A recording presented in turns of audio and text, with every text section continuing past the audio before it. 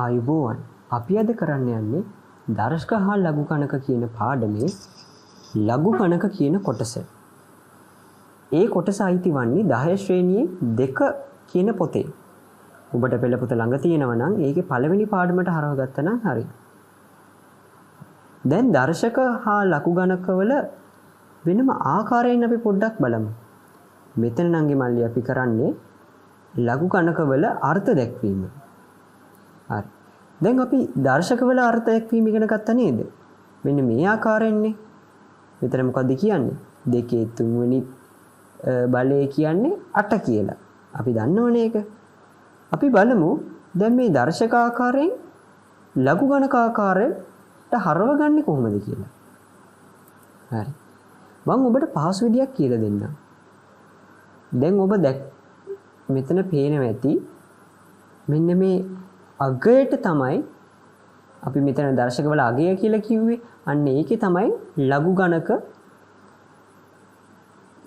ලඝු ගණකය කියලා අපි සලකන්නේ. අනිත් එක මේ මෙතන තියෙන මේ දෙක නැත්තම් අපි දර්ශකවල ගත්ත පාදය මෙතන අපි කියනවා ලඝු ගණකයේ පාදය කියලා. මොකද්ද ලඝු ගණකයේ පාදය? ඊට පස්සේ ඔයගොල්ලන්ට පේනවා ඇති මෙතන 2 3 වෙනි බලයේ කියන මේ 3 කියන දර්ශකය තමයි ලඝු ගණකයේ අගය ලෙස අපිට ඇවිල්ලා තියෙන්නේ. නේද? හරි. දැන් මේකෙන් ඒ දර්ශක ආකාරය ලඝු ගණක ආකාරය කරන්න පොඩි කෙටි ක්‍රමයක් තියෙනවා. මතක තියාගන්න. අපි ඉස්සෙල්ලාම කරන්නේ මෙන්න මේක මේ 8ටනේ අපි ලඝු ගණකේ ගන්නෙ. නේ? ඉතින් අපි ඉස්සෙල්ලා මේක අනිත් පැත්තට ලියා ගන්නවා. 8 සමානයි 2 ඝනය කියලා. හරිද? ඊට පස්සේ දැන් ඕගොල්ලන්ට පේනවා ඇති ලඝු ගණකේ ගන්නකොට මෙන්න මේ දර්ශකයේ පාදයට තිබ්බ සංඛ්‍යාව ලඝු ගණකේ පාදයට ඇවිල්ලා නේද? මෙන්න මෙතනට ඇවිල්ලා ලඝු ගණකේ පාදයට ඇවිල්ලා. ඊට පස්සේ අනිත් එක මොකද්ද? දර්ශකයේ බලයේ තිබ්බ සංඛ්‍යාව ලඝු ගණකේ අගය ලෙස ඇවිල්ලා. ඒ කියන්නේ දර්ශකයේ බලය ලඝු ගණකේ අගය වෙලා නේද? අන්න ඒ ආකාරයෙන් මතක තියාගන්න පුළුවන්. මොකද්ද අපි දර්ශකාකාරයෙන් ලඝු ගණක ආකාරයට යනකොට ඒ තියෙන දර්ශකයේ පාදය ලඝු ගණකයේ පාදය වෙනවා. ඒ පැත්ත තමයි අපි ලඝු ගණකයේ ගන්නෙ. ඊට පස්සේ අර දර්ශකයට තිබෙ සංඛ්‍යාව බලයට එනවා. බොහොම පහසුයි. අනිත් එක නංගි මල්ලියේ අපිට දැන් මෙහිම ලඝු ගණකයක් දීලා තියෙනවනේ. නේද? ඒක අපි දර්ශක ආකාරයෙන් උත් ලියන්න පුළුවන් මෙහෙම. කියන්නකො මේක නැතුව අපිට දර්ශකේ නැතුව අපිට දීලා තියෙන්නේ කෙලින්ම ලඝු ගණකය. අපිට කියනවා ඒක දර්ශක ආකාරයෙන් ලියන්න කියලා. එතකොට අපි අර කරපු එකේ අනිත් පැත්ත තමයි අපි කරන්න ඕනේ. දැන් මෙතන ලඝු ගණකේනේ තියෙන්නේ නේද? ඒතර මොකෝ වෙන්නේ?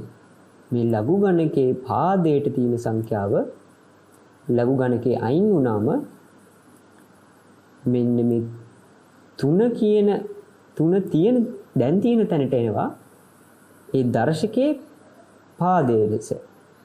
කියන්නේ මෙහෙම. දැන් අපි දන්නවනේ ඕක ලියන්න පුළුවන්. මේක මම ලියනවා 8 සමානයි 2 ඝනය කියලා. හරිද? දැන් දැක්කනේ ලඝු ගණකයේ පාදය දර්ශකයේ පාදය වෙනුවට එනවා. හරිද? ඊට පස්සේ මේ ලඝු ගණකයේ අගය තියෙනවනේ. ලඝු ගණකයේ අගයට මොකෝ වෙලා තියෙන්නේ? ඒක යනවා දර්ශකයේ බලයට. දැක්ක නේද? අමාරු නෑ නේද? අන්න. ඉතින් අපිට ලේසියෙන් මතක තියාගන්න පුළුවන් ක්‍රමයක් තමයි මේක. දැන් බලන්න මේකම තමයි අපි මෙතන ලියලා තියෙන්නේ. හරි. අපි තව උදාහරණ ටිකක් සලකමුකෝ. 3 වර්ගයේ සමානයි 9 මෙහි පාදයේ 9යි ලඝු ගණකයේ 2යි.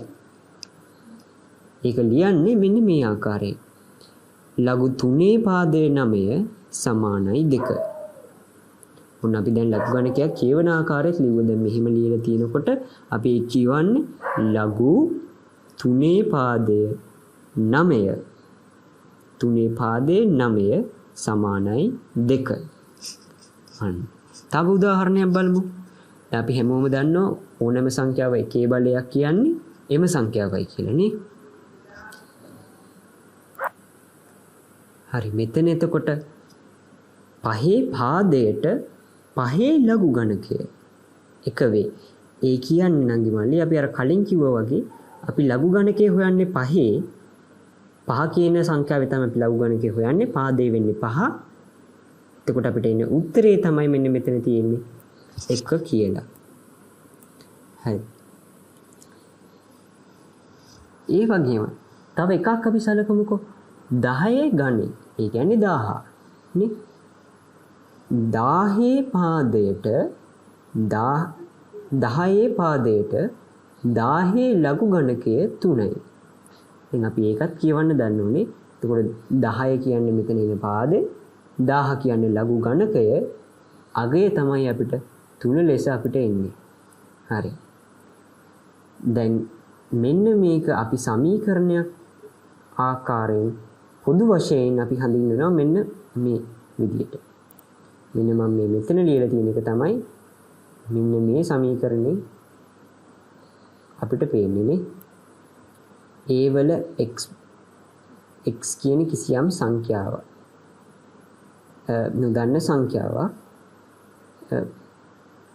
සමානයි n නම් අපිට ඒකේ ලඝු ගණකය ලියන්න පුළුවන්. මම අර කියපු විදිහට මෙතන දර්ශකයේ පාදේ නෝ ලඝු ගණකයේ පාදයට x එනවා.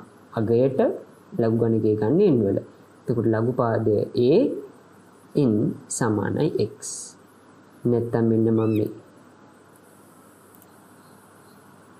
එතකොට මේක තමයි මෙන්න මෙතන පෙන්වලා තියෙන්නේ. අපිට ලඝු ගණකයේ ආකාරයෙන් දීලා තියෙනවා නම් අපිට ඒක ලියන්න පුළුවන් දර්ශක ආකාරයේ. හරිද? අපි මෙතන මතක තියාගන්න ඕනේ එක තැනක් තියෙනවා නම් මල්ලියේ. ඒ මොකද්ද? මේ a කියන්නේ හැම විටම ධන සංඛ්‍යාවක්. කියන්නේ බිඳුවට වැඩි. අනිත් එක මේ n කියන එකත් හැම විටම බිඳුවට වැඩි වෙන ධන සංඛ්‍යාවක් වෙනවා. හරි. මෙතන අපි දර්ශක වලින් අපිට ඉගෙන ගන්න යමක් තියෙනවා. ලඝු ගණක වලටත් එන්නේ ඒ වගේම දෙයක්. දැන් මම කිව්වනේ අපි ඔක්කොම දන්නවයි කියලා. ලඝු මේ සමාන අපි ඔක්කොම දන්නවනේ ඒගේ එක බලය නැත්තම් ඕනම සංඛ්‍යාවකගේ එකේ බලය එම සංඛ්‍යාවමයි කියලා. අන්න ඒ හේතුව නිසා අපි ලඝු ඒ පාදයේ ඒ ගත්තොත් ඒකේ උත්තරේ එකයි. ඒ කියන්නේ යම්කිසි ලඝු ගණකයක ඒකේ පාදයයි ලඝු ගණකයයි දෙකම සමාන නම් අපිට එන උත්තරේ එකයි නේ. ඔබට උනම් මේක මේ පැත්තට හරවලා බලන්න පුළුවන්. හරි. උදාහරණ වශයෙන් ගත්තොත් අපිට ගන්න පුළුවන් මේ ලඝු දෙකේ පාදයේ දෙක එකයි, ලඝු 10 පාදයේ 10 එකයි. නොදන්න සංඛ්‍යාවක් වුණත් ලඝු x පාදයේ x උනත් එකයි. අන්න. අපි කියමු භාග සංඛ්‍යාවක් කියමු. එතකොට ලඝු භාග්‍ය බලය භාග්‍ය පාදයේ භාගය කියන්නේ කීයද? ඒත් එකම තමයි. අන්න. හරි. ඒ වගේම අපි දන්නවා ඕනම සංඛ්‍යාවක් ඕනම විජීය සංඛ්‍යාවක් නොදන්න සංඛ්‍යාවක බිඳුවේ බලය එකයි කියලා නේ. අන්න ඒක අපි ලඝු ගණක වලට හැරෙව්වම මොකෝ වෙන්නේ? මම අර කියලා දුන්න විදිහට ලඝු ගණක වලට හැරෙව්වම අපිට එනවා මෙන්න මෙහිම ලඝු ඒ පාදයේ එක සමානයි බිඳුව කියලා. මෙතන ඒ වෙනුවට අපිට ඕනම සංඛ්‍යාවක් එන්න පුළුවන්. ඒක විජීය සංඛ්‍යාව අපි නොදන්න සංඛ්‍යාවක් වෙන්න පුළුවන්. දන්න මේ 2 10 වගේ දන්න එකක් වෙන්න පුළුවන්. භාග සංඛ්‍යාවක් වෙන්න පුළුවන්. මොනවා වුණත් මෙතන අපි ගන්න ලඝු ගණ එක වෙනකොට ඒ උත්තරේ ඕනෑම අවස්ථාවකදී බිඳුවට සමානයි. අන්න ඒක තමයි මෙන්න මේ උදාහරණ දෙකකින් පෙන්නලා තියෙන්නේ. හරි. දැන් අපි කලින් ඔක්කොම කතා කරේ ධන අගයක් තියෙන ලඝු ගණක ගැනනේ. හරි. දැන් අපි කතා කරන්න යන්නේ ඍණ අගයක් තියෙන ලඝු ගණක ගැන. ඍණ අගයක් තියෙන්නත් පුළුවන් ලඝු ගණක වලට. හැබැයි ඒවා එන්නේ එකට අඩු වෙන සංඛ්‍යා වලට. ඒ කියන්නේ භාග සංඛ්‍යා. භාග සංඛ්‍යා වලට තමයි අපිට ඍණ ලඝු ගණක එන්නේ. දැන් බලන්න මෙන්න මෙතන භාග සංඛ්‍යානේ අපි ඔක්කොම තෝරගෙන තියෙන්නේ. අපි බලමු දැන් එකෙන් එක කොහොමද මේක යන්නේ කියලා. පළවෙනි එක ගත්තම දැන් 8න් 1 අපිට ලියන්න පුළුවන් 1ට 10 3 නැත්නම් 1ට 2 3 නැත්නම් 2 ඍණ 3 වෙන බලය කියලා. ඒ දර්ශක නේ. හරි. දැන් ඕක අපිට ලියන්න පුළුවන් 8 සමානයි 2 ඍණ 3 කියලා. නේද? ඔන්න ඕක තමයි අපි ලඝු ගණක වලට හරවන්නේ. පාදයේ 2 සමානයි 1 බෙදීමට 1 බෙදීමට සමානයි 2 ඍණ 3. එතකොට අපි ලඝු ගණක වලට හැරෙවුවම එන්නේ මෙහෙම. අන්න. දැක්කද ඔයගොල්ලෝ දැන් මෙතන ඇවිල්ලා තියෙන්නේ? ඍණ ලඝු ගණකයක් කියලා. ඒ වගේ අපි තව උදාහරණ දෙකක් බලමුකෝ. 0.01. ඒ කියන්නේ අපිට ලියන්න පුළුවන් එක 10 ඍණ 2 කියලා. නේද? ඒක අපි මේ ලියන්න පුළුවන් ලඝු ගණක ආශ්‍රිතවනේ. මෙන්න මේ කෑල්ල අපි ලියන ලඝු ගණක ආශ්‍රිතව. ඉතින් අපිට මොකද එන්නේ උත්තරේ? අගේ එන්නේ අපිට ඍණ 2 කියලා නේද? ඊට පස්සේ 0.5. අපි දන්නවා එක 5 බෙදීම 10 කිය අපිට ලියන්න පුළුවන්. 5 බෙදීම 10 කිව්වම මෙතන යට දෙකක් ඉතුරු වෙනවා. අන්න ඒක තමයි අපි දෙකේ ඍණ 1 වෙන බලය කියලා ලියලා තියෙන්නේ. අන්න එතකොට මෙන්න මේකයි සරසලා. දැන් 0.5 කියන්නේ 0.5 කියන්නේ දෙකේ ඍණ 1 වෙන බලය කියලා. ඒක ලඝු ගණක වලට හැටගුවම අපිට එනවා මෙන්න මේ ආකාරයෙන් ඍණ 1 කියලා. දැන් අංගේ මල්ලි ඔයගොල්ලෝ දැක්කද මේ දිගටම කොහොම තියෙන්නේ භාග සංඛ්‍යා. ඉතින් අපි මොකද්ද මතක තියාගන්න ඕනේ? එකට අඩු වන භාග සංඛ්‍යාවක ලඝු ගණකයේ ඍණ වෙනවා. අපි දැන් දන්නවා කොහොමද අගේ හරියටම හොයාගන්නේ කියලා. හරි. දැන් පොඩි උදාහරණයකට යමු. පළවෙනි එක. මේ එක් අවස්ථාවේ x අගය සොයන්න තමයි අපිට කියලා තියෙන්නේ නේ. හරි. දැන් පළවෙනි එකේ තියෙන්නේ මොකද්ද? ලඝු දෙකේ පාදයේ 66 සමානයි x.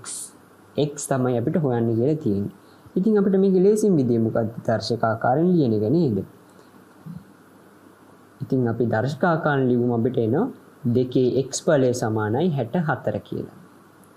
ඔබට ඕනනම් පොඩ්ඩක් දෙකේ පාද ටික මතක් කරගන්නකෝ.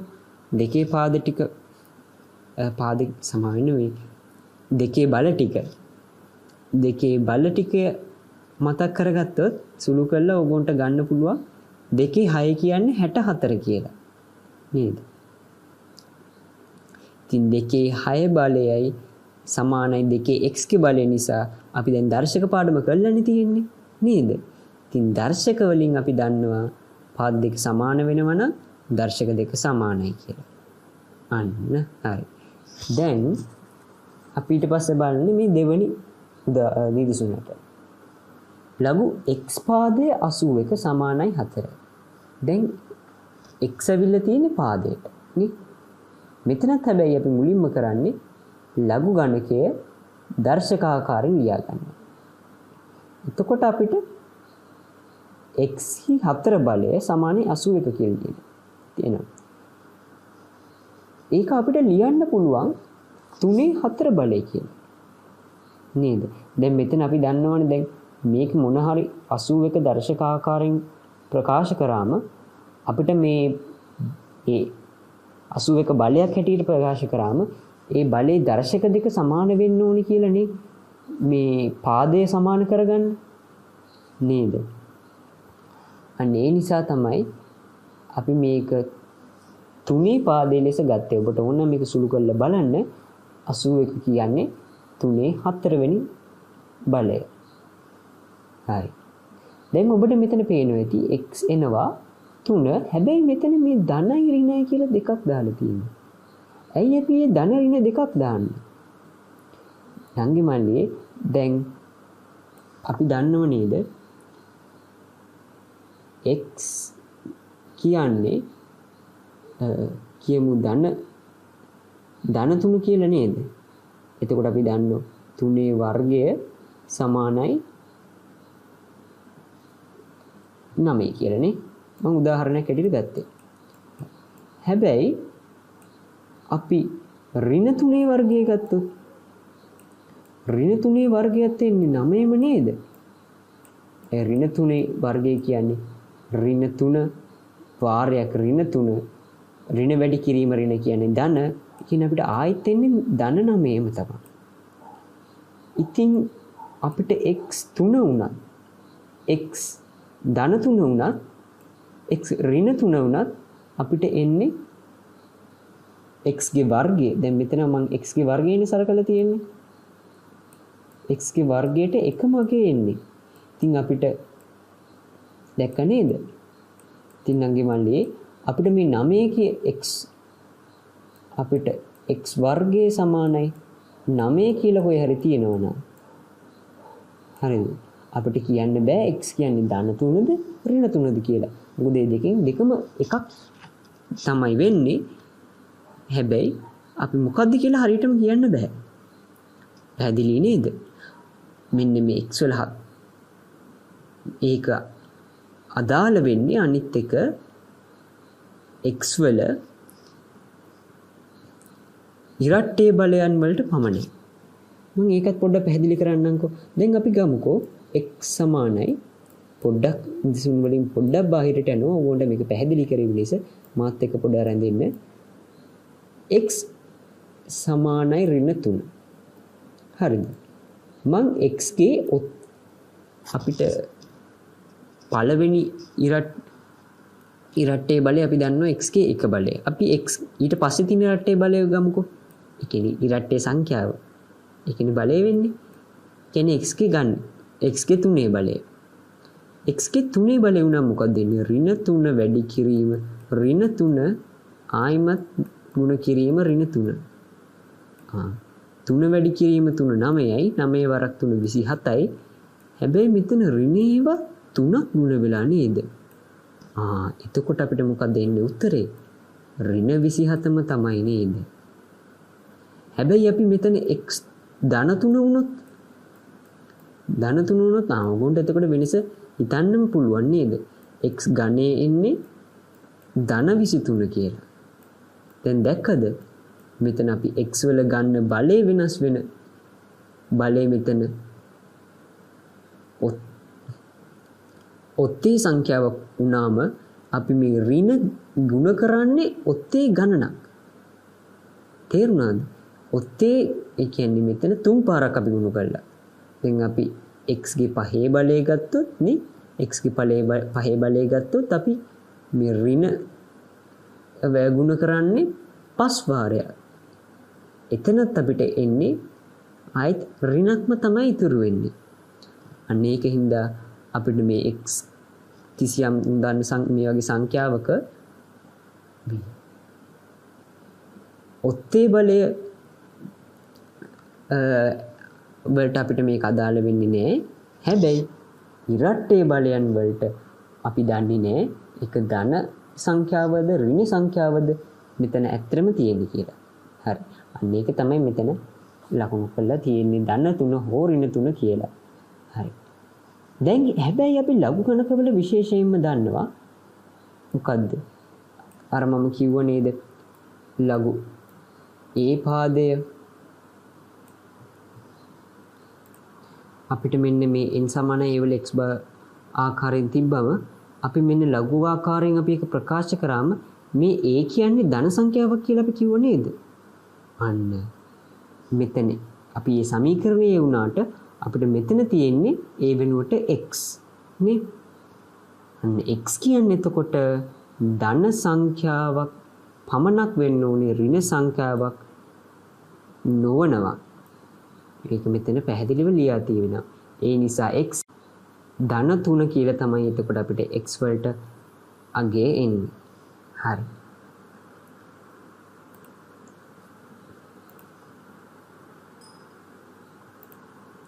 හරි. දැන් අපි අනිත් නිදසුනට යමුකෝ.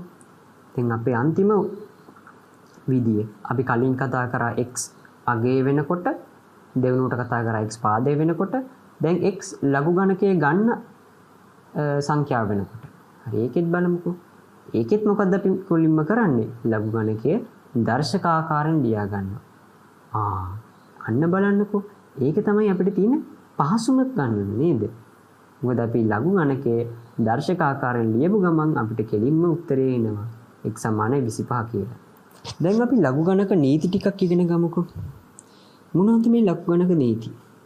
ඒවා අපි ඉස්සෙල්ලා බලන්නේ දර්ශකවල දැනුම පාවිච්චි කරලා තමයි අපි ඒව බලන්නේ. දැන් 16 වැඩි කිරීම 32.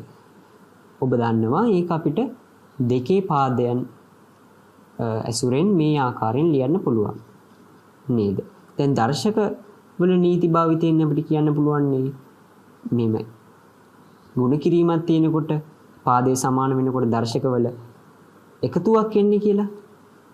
අන්න ඒක ඔළුවේ තියාගෙන අපි මේ කියන සංඛ්‍යාව 16 වැඩි කිරීම 32 කියන ඒක සංඛ්‍යාවක් ලෙස අරගෙන අපි ඒකේ ලඝු ගණකේ ආරම්භ බලමුකෝ. මොකක්ද එන්නේ එතකොට අපිට? ලඝු ගණකයේ ගන්න අනිත් එක අපි කොහොමද? මේ දෙකනේ තියෙන්නේ. මෙතන දර්ශකයේ පාදයට. ඉතින් දර්ශකයේ පාදය තමයි ලඝු ගණකයේ පාදය වෙන්නේ. ලේසි නේද? ඒක මතකයිනේ අනිත් එක මම කියපුක. එතකොට මේ බලය තමයි ලඝු ගණකයේ අගය. අන්න. එතකොට අපිට මෙන්න මේ ආකාරයෙන් උත්තර දෙකක් එනවා. මෙන්න මෙතන පැහැදිලි කරලා තියෙනවා මේ උත්තර දෙක කොහොමද ආවි කියලා. දැන් බලන්න අපිට ලියන්න පුළුවන් නේද? දැන් මෙතන අපි අරන් තියෙනවනේ 16 කියන්නේ 2 4 වෙනි බලය කියලා. නේද?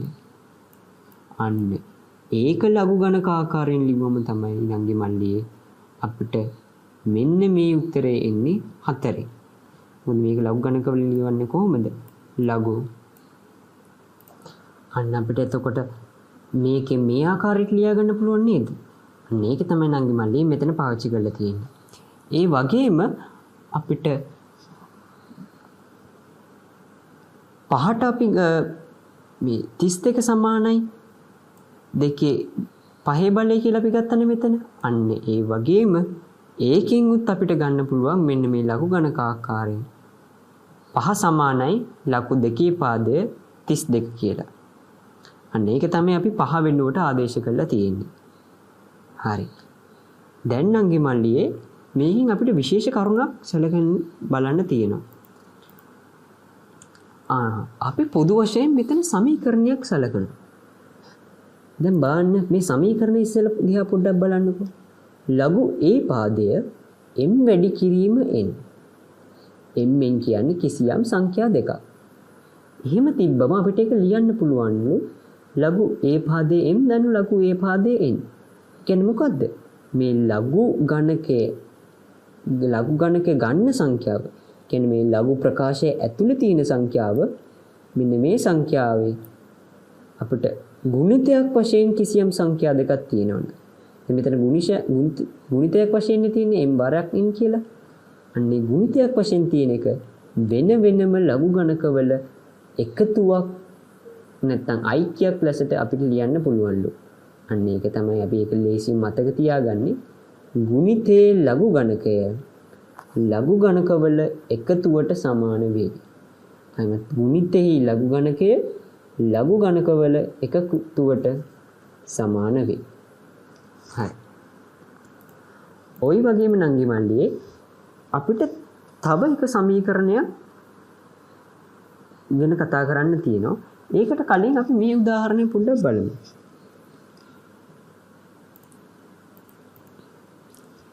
දැන් මෙතන තියෙනවා 128 බෙදීම 16. ඔබට මේ දෙක පාදේ බොහෝ තැන් වල හම්බෙනවා. ඔබට මේක අසීරු නම් පැත්තකින් සුළු කරලා බලන්න. හරි. දෙකේ 7 බලය තමයි 128 කියන්නේ. දෙකේ 4 පාදේ 4 බලය තමයි 16 කියන්නේ. අපි ඒ කලින් උත් කරානේ. අන්න. දැන් දර්ශක ආකාරයෙන් අපි දන්නවා මෙහෙම බෙදීමක් තියෙනකොට දර්ශකවල අඩුවීමක් නැත්තම් අන්තරයක් එනවා. නේද? අන්න ඒක භාවිතා කරලා අපි තව ලඝු ගණක ආශ්‍රිතව මේ කතාවක් කරන්න යන්නේ. ඒ මොකද්ද? ඉස්සෙල්ලම මම කිව්වේ දැන් මෙතන අපිට ආපු උත්තරේ දැන් මේක එතන 128 බෙදීම 16ට ආපු උත්තරේ අපි ඉස්සෙල් ලඝු ගණක ආකාරයෙන් ලියා ගන්නවා. එතකොට දෙක පාදයට ඇවිල්ලා මේකේ ලඝු ගණකේ ගත්තම් 4/2. අන්න.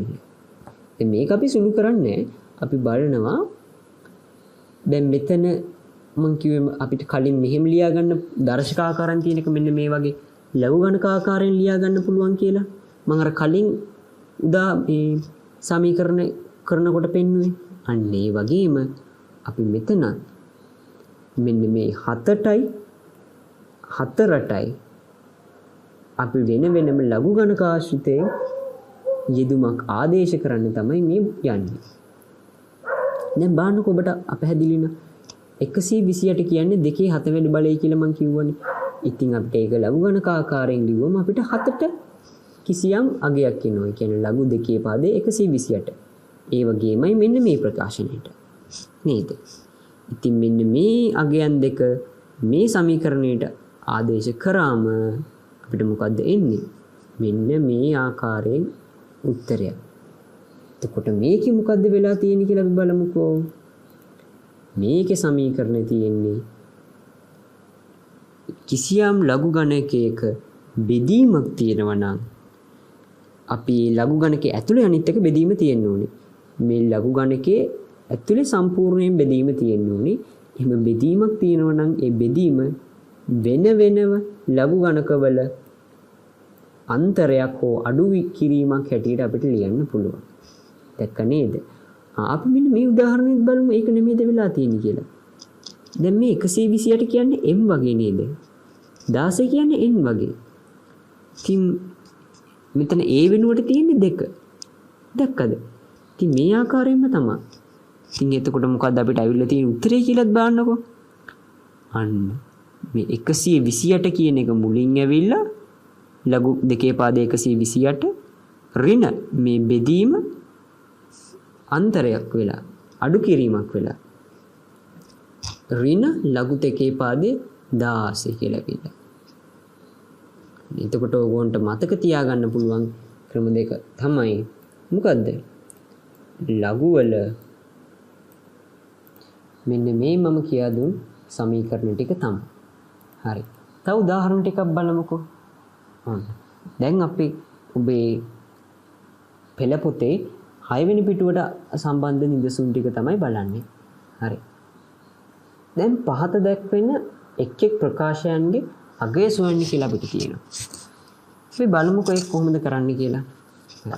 ඉස්සෙල්ලා මෙන්න මේ ගාන පළවෙනි ගාන බලමුකෝ. ඒකේ අපිට මෙන්න මේ ආකාරයෙන් දීලා තියෙනවා. ලඝු ගණක දෙකේම පාදේ වෙන්නේ 4. අන්න එතකොට අපිට මතක් වෙනවා මොකද්ද? අපි අර කලින් කරා නේද සමීකරණය. ලඝු මෙන්න මෙහෙම සමීකරණයක් අපි කරා නේද? බාන් එතකොට දැන් මෙතන ලඝු A වෙනුවට අපි තියෙන්නේ A පාදේ වෙනුවට අපිට තියෙන්නේ ලඝු 4 පාදේ. M වෙනුවට අපිට තියෙන්නේ 32යි 2යි. එතකොට අපිට මොකද ලියන්න පුළුවන්? ඒක ಗುಣ කිරීමක් හැටියට ලියන්න පුළුවන්. මේ මුළු ලඝු ගණකේම ඇතුලේ. අන්න බලන්න ඒකනේ අපි මෙතන කරලා තියෙන්නේ. නේද? ඉතින් අපි ඊට පස්සේ මේක වැඩි කරාම අපිට මේක එනවා මෙන්න මේ 64 කියන අගය එනවා. ඊට පස්සේ නංගි මල්ලියේ අපි දර්ශකවල දැනුමින් තමයි මෙන්න මේ උත්තරයට යන්නේ. දැන් ඔයගොල්ලෝ බලනවාට දැන් 64 අපිට ලියන්න පුළුවන්නේ මෙන්න මේගොල්ලෝ දීලා තියෙන ආකාරයෙන් 64 සමානයි 4 ගණය. ඕකේ ලඝු ගණක ගත්තොත් ලඝු 4 පාදය 64 සමානයි කීයද? 3. අන්න ඒ නිසා තමයි අපිට උත්තරේ 3 කියලා අපි ගත්තේ. හරි. දැන් ඊට පස්සේ මේ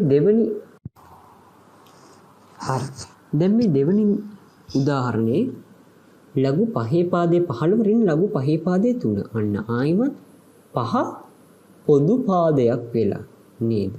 එතකොට අපිට මේ කලින් කරපු සමීකරණය මතකයි නේද? ලඝු A පාදයේ m බෙදීමෙන් කියලා.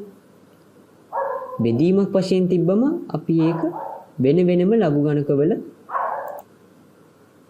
අඩු කිරීමක් හැටියට ලියනවා කියලා කිව්ව නේද? ඉතින් දැන් මෙතන අපි පාවිච්චි කරන්නේ ඒක අනිත් පැත්ත. ලඝු ගණකවල වෙන වෙනම අඩු කිරීමක් තියෙනකොට අපි මේ ලඝු ගණක ඇතුලේ එම සංඛ්‍යාවල බෙදීම හැටියට අපිට ලියන්න පුළුවන්. අන්න ඒක තමයි අපි මෙතන කරලා තියෙන්නේ. ඉතින් අපිට මේක මේ ආකාරයෙන් ලියුම අපි දන්නවා. අපිට එන්නේ ලඝු පහේ පාදයේ 5. අනිත් එතකොට මම මතකයිනේ කිව්වා. කිසියම් ලඝු ගණකයක ඒ ලඝු ගණකයයි පාදයයි සමාන නම් අපිට එන්න උත්තරේ 1ට සමානයි. හරි. දැන් අවසාන නිදසුන. මෙන්න මේකෙත් අගය සොයන්න කියලා අපිට පොඩ්ඩක් දිග ලඝු ගණකයක් දීලා තියෙනවා.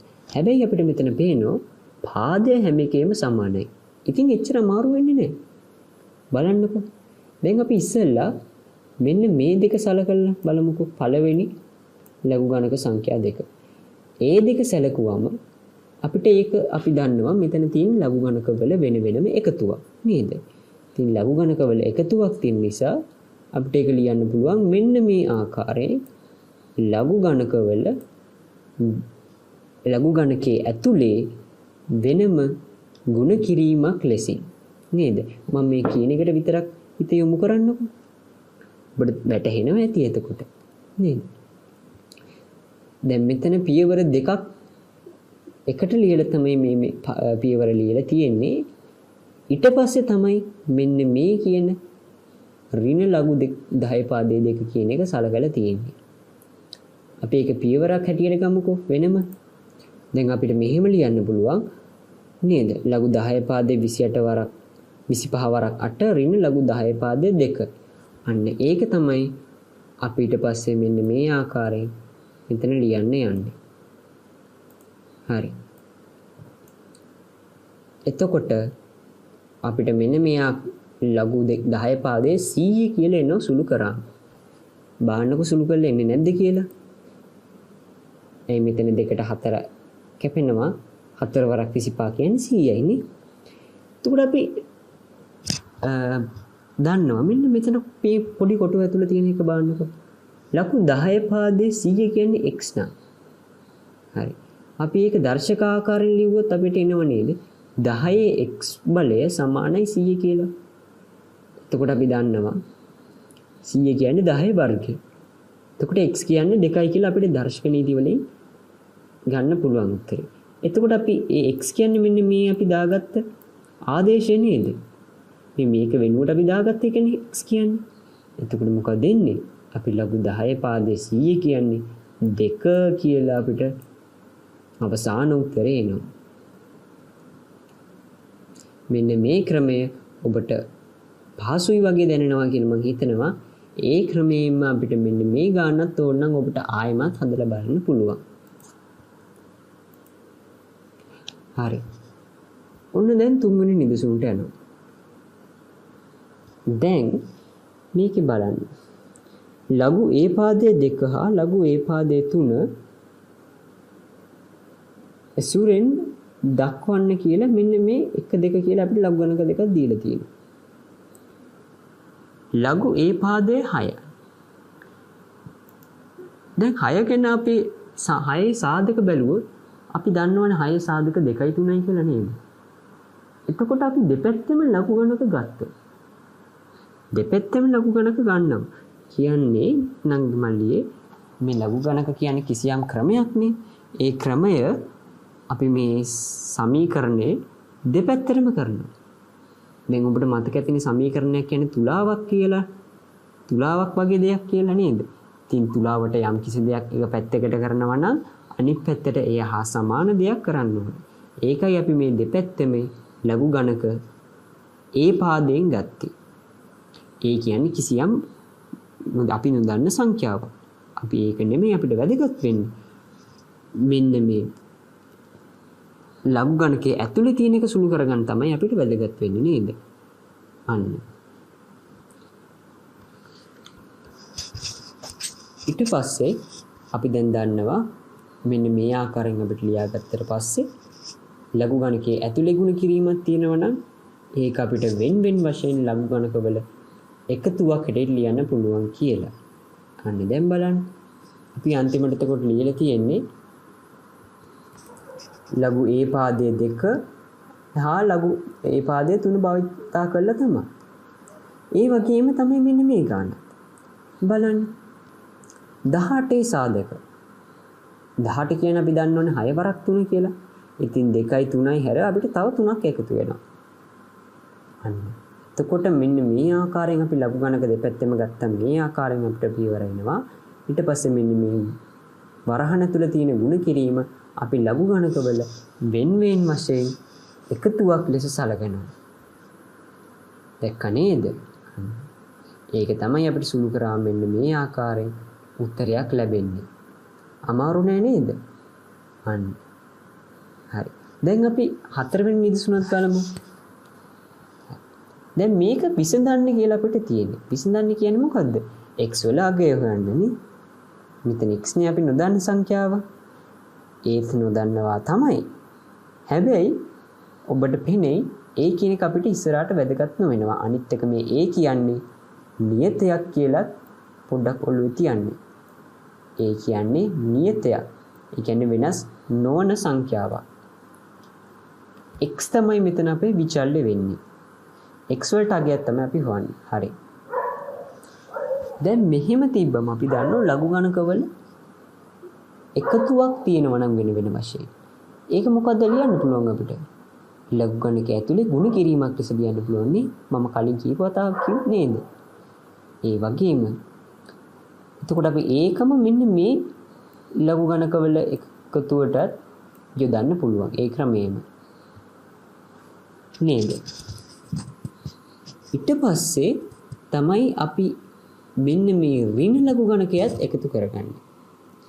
මං කියවනේ ඍණ ලඝු ගණකයක් ඉන්නේ අර අන්තරයක් තියෙනකොට කියලා. ඒ කියන්නේ සම වෙන්න ඍණ ලඝු ගණකයක් ඉන්නේ ලඝු ගණකයේ ඇතුලේ බෙදීමක් තියෙනකොට. නේද? ඉතින් අපි මෙන්න මේ දෙක සුළු කරාම අපිට එනවා ලඝු ඒ පාදයේ 3 වැඩි කිරීම 10 කියලා. ඒක ඍණ ලඝු ඒ පාදයේ 2 කියන්නේ ඔන්න ඔය දීලා තියෙන සංඛ්‍යාව තමයි. මොකද්ද එතකොට මේ 2 එනවා යට හරේ වෙනුවට ඊට පස්සේ අපි මෙන්න මේ ආකාරයෙන් ලඝු ගණක එනවා. දැන් ඔබට පේන විදිහ ඒ පාදයේ සමාන. දැක්කද? ඉතින් ලඝු ගණකයක් ඇතුළ ඒ ලඝු ගණකයේ පාදයේ සමාන නම් සමීකරණයක දෙපැත්තේ. ඉතින් මේ වගේ කිසියම් ලඝු ගණකයක පාදයේ සමාන නම් මේ ලඝු ගණකයේ ඇතුළේ තියෙන සංඛ්‍යා දෙක අනිවාර්යයෙන්ම සමාන වෙන්න ඕනේ. දැක්කද? අන්න ඒක නිසා තමයි මට කිව්වේ මේ A අපිට වැදගත් වෙන්නේ නැහැ කියලා. දැන් ඔබට පේන වෙති එතකොට මෙතන 5x මෙතන 30 බෙදීම 2 නැත්තම් 15 කියලා එනවා කියලා. ඒකට ඒක සුළු කරාම අපිට මොකද එන්නේ උත්තරේ? x සමානයි 3. මොකද්ද එතකොට අපි මේකෙන් ගන්න ඕන සාරාංශය?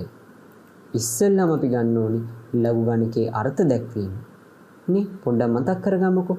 a වල x බලය තියෙන නම් ඒක සමානයි n වන විට අපිට මං කිව්ව විදිහේ මේ දර්ශකයේ පාදය ලඝු ගණකයේ පාදය වෙනවා.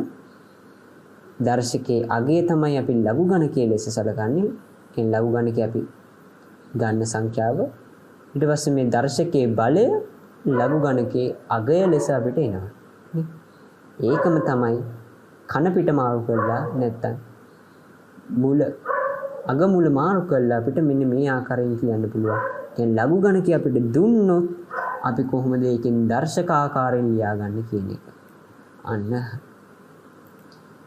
ඒ වගේම අපි දැන් සමීකරණ කිහිපයක් ඉගෙන ගත්තා නේද? ඒක අන්න ඒ ටික තමයි මෙතන ලකුණු කරලා තියෙන්නේ. මෙන්න මේ කරුණු දෙකත් අපි ඉස්සෙල්ලම ඉගෙන ගත්තා.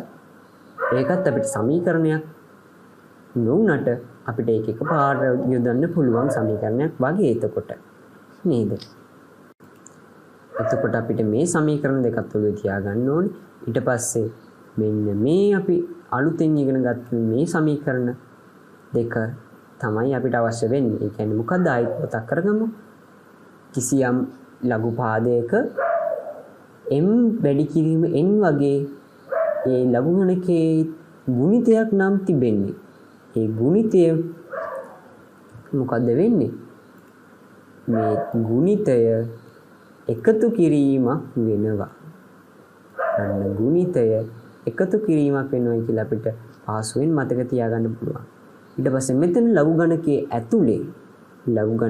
ඇතුලේ තියෙන ලඝු ගණකයේ ගන්න සංඛ්‍යාවක ඒ සංඛ්‍යා අතර කිසියම් බෙදීමක් තිබෙනවා නම් ඒ බෙදීම අපිට ලියන්න පුළුවන් අඩු කිරීමක් හැටියට. වෙන වෙනම ලඝු ගණක වල අඩු කිරීමක් හැටියට. එතකොට ලඝු ගණකයේ ඇතුලේ තියෙන බෙදීම අපිට වෙන වෙනම ලඝු ගණක වල අඩු කිරීමක් හැටියට ලියන්න පුළුවන් කියලා ඔළුවේ තියාගන්න ඕනේ. එච්චරයි නංගි මල්ලේ අපිට මේකෙන් අවශ්‍ය නීති ඔළුවේ තියාගන්න ඕනේ. දැන් අපි කරන්න යන්නේ ඔබේ පෙළ පොතේ 9 වෙනි පිටුවේ තියෙන ලඝු ගණක දෙක කියන පාඩම ගැන. හරිද? දැන් මේකේ ලඝු ගණක වගුව කියන කොටස තමයි අපිට මුලින්ම හම්බෙන්නේ. ලඝු ගණක වගුවක් කියන්නේ නංගි මල්ලියේ අපි පූර්ණ නොවන සංඛ්‍යාවක්. ඒ කියන්නේ සංඛ්‍යාවක ලඝු ගණක අපිට සාමාන්‍ය ලඝු ගණක නීති වලින් ගන්න අමාරු ඒවා තමයි අපි මේ ලඝු ගණක වගුව කියන එකෙන් හොයන්න යන්නේ. හරි. ඔබේ පෙළ පොතේ ඔබට පේනවා ඇති මේ පළවෙනි වගුවට යටතේ මෙන්න මේ වගුවට යටතේ මෙන්න මේ පොඩි විස්තරයක් දීලා තියෙනවා කියලා. මෙතන ඔබේ පෙළ පොතේ හරියටම තියෙනවා. මෙතන ඔබට පැහැදිලි නම් ඒකේ මේ වෙන වෙනම මේ 1 10 100 1000 මිලියන මේ 10000 යන සීමා අතරේ ලඝු ගණකවල පිහිටන පරාසය වගේ මෙතන දීලා තියෙනවා. ඒ කියන්නේ ලොකුවට බලවන් අපි හිතන්න ඕනේ අපි හැබැයි දැනන් ඉන්න ඕන නංගි මල්ලියේ මෙහිම විවිධ ලඝු ගණක පරාසයන් කියලා ඒවා තියෙනවා. කියන්නේ 0.1 අතර ලඝු ගණක පරාස තියෙනවා. 1.10 අතර ලඝු ගණක පරාස තියෙනවා. 10යි 100 අතර ලඝු ගණක පරාස තියෙනවා. හරිද? ඒ වගේ නොයෙකුත් ලඝු ගණක පරාස තියෙනවා. ඒත් අපි දැන් මේ ලඝු ගණක වගුවෙන් භාවිතා කරන්න යන්නේ මෙන්න මේ 1.10යි අතර තියෙන ලඝු ගණක පරාස ගැන විතරයි.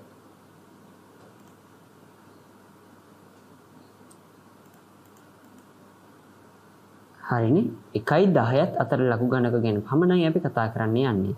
අනිත් එක නංගි මල්ලියේ ඔබට මතක ඇති අපි දැනට කරපු ලඝු ගණකවල අපි ඔක්කොම පූර්ණ සංඛ්‍යා තමයි ආවේ. මම දැන් කියවනේ පූර්ණ නොවන සංඛ්‍යාවල ලඝු ගණක එහෙම අපි හොයනවයි කියලා. නේද? අන්න ඒකත් පොඩ්ඩක් ඔළුවේ තියාගන්න. හරි. දැන් ලඝු ගණක වගුවේ එක කොටසක් තමයි ඔබ මේ පෙළ පොතේ මෙහිම වගුවක් ලෙස පෙන්වලා තියෙන්නේ. හරි. ඒකේ බලමුකෝ. මෙන්න මේ මෙතන ඔබට පේනවද n කියලා අක්ෂරයක් දාලා තියෙනවා. ඒක ඇත්තටම ලඝු ගණක පොතවල වැඩි එන්නේ නැහැ. හැබැයි අපේ පහසුවට තමයි මෙතන ඔබේ පෙළ පොතේ මේක දාලා තියෙන්නේ. හරි. මෙතන n කියන මේ සංඛ්‍යාව යටතේ තියෙන මේ තීරුවේ 10 සිට 10 11 12 ඔහොම තියෙන 10 සිට 99 දක්වා තියෙන ඔක්කොම පූර්ණ සංඛ්‍යා තියෙනවා දිගට. මම ඒ ගැන ඔබට තව මොහොතකින් කියලා දෙන්නම්. මේවයින් ඇත්තම නංගි මල්ලී කියලා දෙන්නේ මෙන්න මේ මෙතන කියලා තියෙන්නේ 10.1.0 1.1 1.2 ඔහොම 9.9 දක්වා තියෙන දශම ස්ථාන සහිත සංඛ්‍යා තමයි නිරූපණය කරලා තියෙන්නේ. මොකද මම කියවනේ 1.10ත් අතර සංඛ්‍යාවල ලඝු ගණක කියලා අපි හොයන්නේ නේද? අන්නේ ඒක තමයි මම මෙතන ඔබට කියා දුන්නේ. හැබැයි ඔබට හිතෙනවා ඇති ඇයි එහෙනම් මේ දශම ස්ථාන නැතුව තියෙන්නේ කියලා. ඒක තියෙන්නේ අපේ පහසුවට. මේ මෙතන වගුව සරල වීම සඳහා මෙසේ අංකණය කර ඇත කියලා තියෙන්නේ. ඒ අපේ පහසුවට තියෙන්නේ. ඉතින් අපි ඒ වගුව එහෙම තිබ්බට අපි ඔළුවේ තියාගන්න ඕනේ 1.0 කියන්නේ 1.9.9 කියන සංඛ්‍යා දෙක අතර තියෙන සංඛ්‍යාවල ලඝු ගණක තමයි අපි හොයන්නේ. ඒ කියන්නේ මොකක් හරි කියමු 2.3 වගේ සංඛ්‍යාවකුත් අපිට ලඝු ගණක හොයන්න පුළුවන්. හරිද? අපි බලමු ඉස්සරහට කොහොමද ඒක කරන්නේ කියලා. හරි. ඊට පස්සේ ඔබට මෙතන පේන්නේ ඇති මෙතන මේ තව 1 සිට 9 දක්වා තීරු ටිකක් තියෙනවා.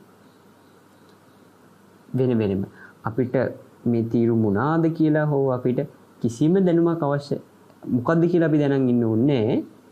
හැබැයි ඒක ඔබට ඉදිරියට තේරෙයි අපි කොහොමද ඒක භාවිතා කරන්න කියලා. හරිද? ඊට පස්සේ දකුණු පැත්තේ කොනේ ඔයගොල්ලෝ පේන මේ මධ්‍යන්න අන්තරය කියලා ආයිත් 1 සිට 9 දක්වා තීරු ටිකක් තියෙනවා. තීරු 9ක් තියෙනවා මෙතන. දැක්ක නේද? ඔන්න ඔය කොටස් වලින් තමයි අපේ මේ කියන්නේ ලඝු ගණක වගුව හැදිලා තියෙන්නේ. ඒ කොටස් ටික ගැන තමයි මම මේ කතා කරේ. හරි. තව අපි සැලකිය යුතු දෙයක් තියෙනවා. නංගි මල්ලියේ මේක සටහනක් විතර ලෙස ලියාගත්තත් කමන්නේ. ඒ කියන්නේ ලඝු ගණක වලින් එන්නේ අපිට ආසන්නව අංගයක්.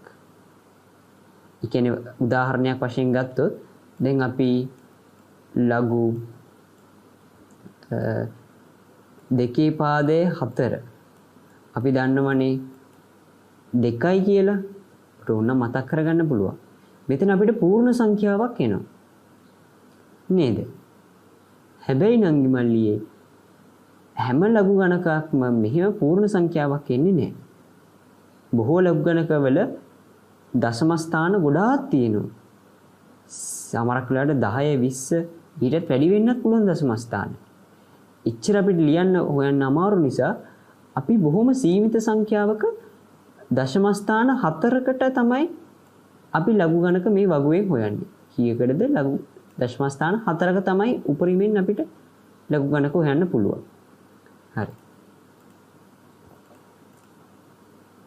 ඔබට මෙන්න මේ කියන ලඝු ගණක වගුව නංගි මල්ලියේ ඔබට සමහර විට ඔබ ළඟ ලඝු ගණක පොතක් තිබෙන්න පුළුවන්. ඒක නම් ගොඩක් හොඳයි. එහෙමනම් ඔබට එහෙම නැත්නම් ඔබේ පෙළ පොතේ අන්තිම පිටුවල පාඩම් ඔක්කොම ඉවර වෙලා හැම ගණිත පෙළ පොතකම අන්තිම දැන් මේ පොතේ නම් 199යි 200 කියන පිටුවල තමයි මේ ලඝු ගණක වගුව තියෙන්නේ.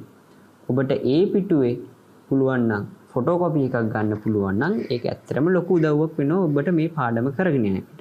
නැත්තම් ඔබට වෙන පෙළ පොතක් තියෙනවා නම් අන්න ඒ පිටුවට හරවගෙන තිබ්බොත් ඒ පිටුවත් පාවිච්චි කරගෙන මේ පාඩම ඔබට පහසුවෙන් තේරුම් ගන්න පුළුවන් වෙනවා. හරි. දැන් මේකේ මම අර කියපු ලක්ෂණ ටික ඔක්කොම ඕගොල්ලන්ට පැහැදිලිව පෙනේ. මෙන්න මේ දැක්ක නේද 10 ඉඳන් පටන්ගෙන දිගට ගිහින් ඉවර වෙන්නේ එක 99. ඊට පස්සේ මේ 0 ඉඳන් 9 වෙනකන් තීරු තියෙනවා. ඒවයි කිසියම් සංඛ්‍යාවන් අපිට ලියලා තියෙනවා. ඊට පස්සේ මෙතන ඒව මේ පැත්තේ තියෙනවා. අපි බලමු ඒවයි මොකද්ද කියන්නේ කියලා. අපිට ගන්න ඕනේ මොකද්ද කියලා ඒ සංඛ්‍යාවල. ඊට පස්සේ මේ දකුණු පැත්තේ අපිට තියෙනවා 1 ඉඳන් 9 වෙනකන් අර මං කිව්වේ මධ්‍යන්න අන්තරය. නේ? ඔබට ඕන ඔබේ පෙළ පොතේත් මේ ඉතිහාසය ගැන පොඩ්ඩක් විස්තරයක් තියෙනවා. ඔබට ඕනනම් ඒකත් කියලා ගන්න පුළුවන්. හරි. අපි ලඝු ගණක හොයන්න කලින් නංගි මල්ලියේ පොඩ්ඩක් තව දෙයක් අපි දැනන් ඉන්න ඕනේ. මොකද්ද? අපි ලඝු ගණක ලියීමේදී මෙන්න මේ ලඝු 10 පාදයේ ලෙස තියෙන දෙයක් අපි කෙටියෙන් ලියනවා LG කියලා. ඒක සංකේත ක්‍රමයක්. දැන් උදාහරණයක් වශයෙන් අපි දන්නවා ලඝු 10 පාදයේ 100 කියන්නේ 2යි කියලා. අපි ඕකම ලියනවා. මෙන්න මේ ලඝු 10 පාදයේ කියන එක ලියන්නේ නැතුව අපිට ඉක්මනට ලියන්න ඕන නිසා අපි LG කියලා ලියනවා. ඒ LG කියන්නේ ඉංග්‍රීසි අක්ෂරවල තේරුම තමයි log general කියන එක. ඒ ගැන ඔයගොල්ලෝ දැනන් ඉන්න ඕනේ. මේ LG කෙනෙක් කොහොමද ආවේ කියලා කියන් තමයි මම මේ ඔබට දුන්නේ. හරිද? අනිත් එක නම් මල්ලියේ මේ ලඝු ගණක වගු වලින්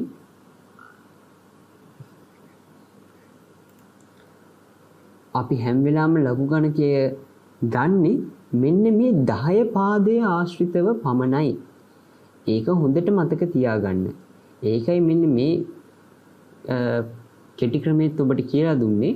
මොකද ලඝු ගණක වගුවෙන් අපිට ලඝු 10 පාදයේ තියෙන ලඝු ගණක විතරයි හොයන්න පුළුවන්.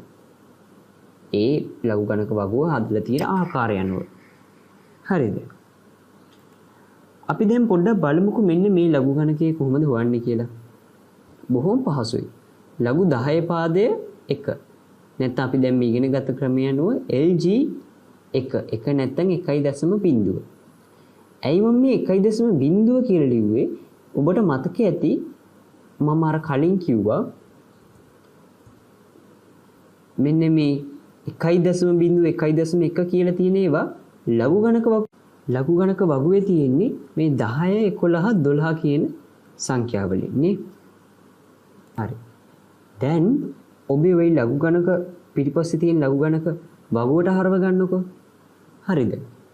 දැන් නංගි මල්ලියේ ලඝු ගණක 10 අපි කොහොමද ඒක බලන්නේ? ඒ සමාන ලඝු ගණක 1.0 අපි බලන්නේ 10ට. ඉස්සෙල්ලම 10 මේ දිගට තියෙන තීරුව දිහා බලනවා.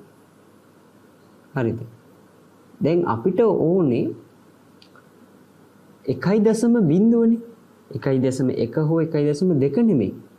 අන්න ඒක නිසා අපි ඒකට අදාළව ගන්න මෙන්න මේ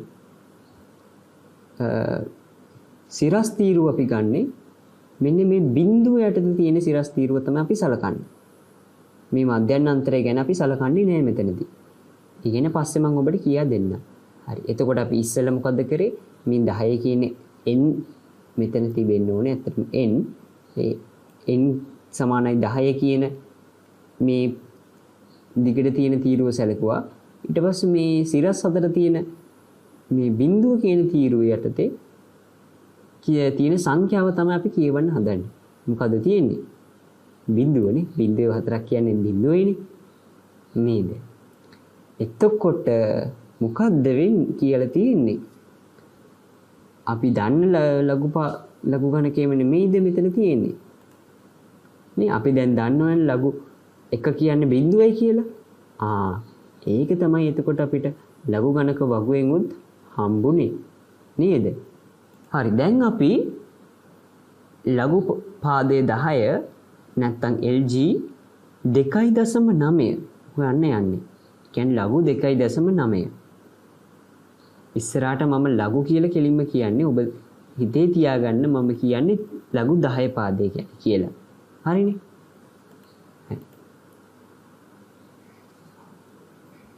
දැන් එතකොට අපි මං කියවනේ මේ දශම ස්ථානය අයින් කළා කියලා මේ n වල තියෙන්නේ නේද? එතකොට නංගි මල්ලි අපි මේ n වලට 29 කියන පේලියට යනවා. හරිද? 29 කියන පේලියට ගිහින් දැන් මේ 29 විතරයිනේ අපිට තියෙන්නේ. නේද? ඔබට ඉස්සරහට මේක වඩාත් පැහැදිලි වෙයි. ඔබේ මාත් එක දැනට රැඳෙන්න. මේ 29ට පස්සේ තියෙන දශම ස්ථානයේ බිඳුව නිසා ඔබට ඒ ආකාරයෙන් හිතන්න පුළුවන්. කියන මේක 2.9යි බිඳුව කියලා අපිට ලියන්න පුළුවන් නේද? ඒ හින්දා අන්න ඒ බිඳුව සැලකීමෙන් කියලා ඔබට ගන්න පුළුවන්. මෙතන අපි මෙම තීරුව යටට යන්නේ.